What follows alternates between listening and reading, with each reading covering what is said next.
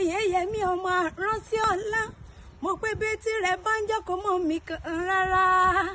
mo kí ọkú ayẹyẹ ọjọ́ bí onílọ́lọ́ ọlọ́run ọba kò níjà ṣe mọ́ olówó orí Abídèmí o olówó orí Abídèmí bàbá Joyce bàbá Anjọ́lá olúwa ọ̀kan lọ́mọ ògbóǹtarìgì nínú iṣẹ́ oníkámẹ́rà nílẹ̀ yìí aláṣẹ Media Talk Studio ni mo ń kí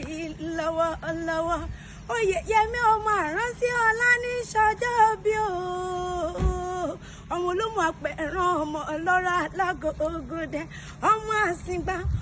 àsìngbà tí ń bẹ lọ́nà tó òmu ìwà lọmọ béwúrẹ́ sọnù ló mú un ẹ mọ̀ fìlà owó rárá bàbá tiwa kì í ṣe gbẹ̀ràn bádìyẹ bá sọnù ló mú un ẹ mọ̀ fìlà owó bàbá tiwa kì í ṣe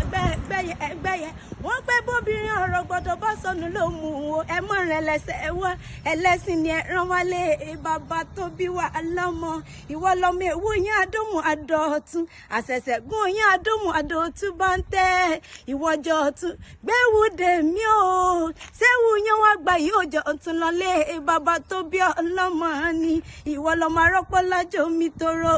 ẹ̀sìn ìwọ lọmọ òmùòsì ọmọ abọ́ ọ̀rọ̀kọ̀là òmùòsì ọmọ abọ́ ọ̀rọ̀kọ̀ olówó lọ́wọ́ òmùòsì ọmọ abọ́ ọ̀rọ̀kọ̀ olówó lọ́wọ́ Oyèyẹmí ọmọ àránsí ọlá mo pé lágbára ọlọ́run ọba níwòye àmọ́dún ìgbà ilé rẹ̀ èléni àwọn ilé rẹ̀ èléni ọ̀gá mi dáadáa tí ń sọjọ́ òbí lónìí o mo pé gúnugún òkè kú léwé dandan wàá dàgbà wàá darúgbó dandan gúnugún òkè kú léwé